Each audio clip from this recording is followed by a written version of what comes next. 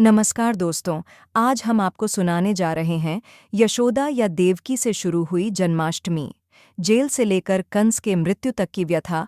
मथुरा की पवित्र भूमि पर एक समय आनंद और प्रेम की जगह भय और क्रूरता का राज था। यहीं का राजा था कंस। बाहरी दुनिया में वह एक वीर योद्धा माना जाता था, पर भीतर से वह निर्दयी, घमंडी और स्वार्थी था। भविष्यवाणी का भय। एक दिन उसकी प्रिय बहन देवकी का विवाह हुआ यदुवंशी वीर वासुदेव से। विवाह के बाद कंस स्वयं अपनी बहन को विदा करने रथ चला रहा था।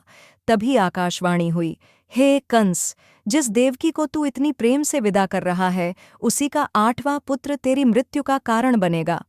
यह सुनते ही प्रेम का नकाब उतर गया और भय का ज्वालामुखी फूट पड़ा। कंस ने तलवार खींच ली और वहीं अपनी बहन का वध करने दौड़ा। वासुदेव का वचन। वासुदेव ने कंस को समझाया, तुम्हें देवकी से नहीं, उसके बच्चों से खतरा है।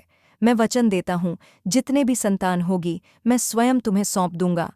कंस ने यह शर्त मान ली, पर अपने महल में नहीं, जेल में रखकर। कैद और बलिदान। मथुरा के अंधेरी सीलन भरी जेल में देवकी वासुदेव के जीवन के सुनहरे पल बीतने लगे। पहली संतान हुई। वासुदेव ने वचन निभाते हुए कंस को सौंप दिया। कंस ने निर्दयता से शिशु को मार डाला। एक एक करके 6 संतानों की हत्या हो गई। 7वीं संतान बलराम योगमाया के प्रभाव से देवकी के गर्भ से रोहिणी के गर्भ में स्थानांतरित हो गई और सुरक्षित गोकुल में जन्म हुआ। 8वां चमत्कारी जन्म। जब 8वां बच्चा जन्म लेने वाला था, उस रात मथुरा में तूफान मच गया। चारों ओर काली घटाएं, बिजली की कड़क और जेल में अद्भुत प्रकाश फैल गया। देवकी के गर्भ से जन्मे भगवान श्री कृष्ण, श्याम वर्ण कमल नयन, चारों ओर दिव्य आभा। जन्म के साथ ही भगवान ने वासुदेव को आदेश दिया, पिता, मुझे गोकुल में यशोदा और नंद के घर पहुंचा दो। उनके घर भी एक कन्या जन्म ले चुकी है, उसे यहाँ ले आना। जेल से गोकुल तक। वासुदेव के पैरों में लगी बेड़ियां खुल गईं।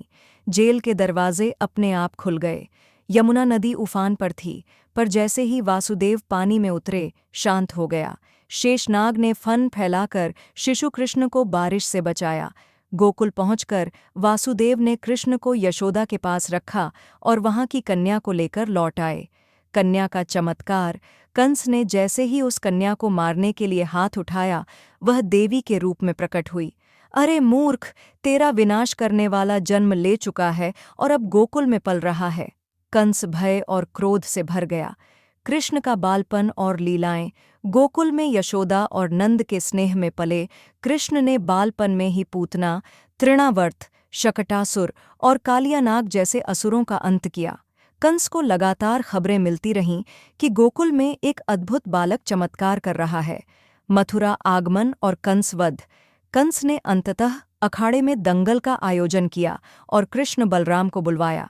अखाड़े में मुष्टिक और चाणूर जैसे पहलवानों को पराजित करने के बाद कृष्ण ने कंस को उसके सिंहासन से घसीटा और उसका वध कर दिया। यमुना किनारे गूंज उठा, जय श्री कृष्ण।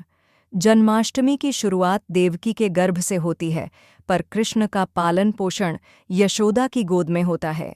यही कारण है कि इस पर्व पर हम दोनों माताओं, देवकी और यशोदा, के प्रेम, त्याग और आशीर्वाद को याद करते हैं। जन्माष्टमी केवल जन्म की नहीं, बुराई पर अच्छाई की जीत, वचन निभाने और मातृत्व के महिमा की कहानी है। वीडियो को लाइक करें, शेयर करें और चैनल को सब्सक्राइब करना न भूलें। अगर आपको यह कहानी अच्छी लगी हो तो इसे लाइक करें, चैनल को सब्सक्राइब करें और बेल आइकन ज़रूर दबाएं, ताकि ऐसे ही रोचक आध्यात्मिक किस्से आप तक पहुंचते रहें।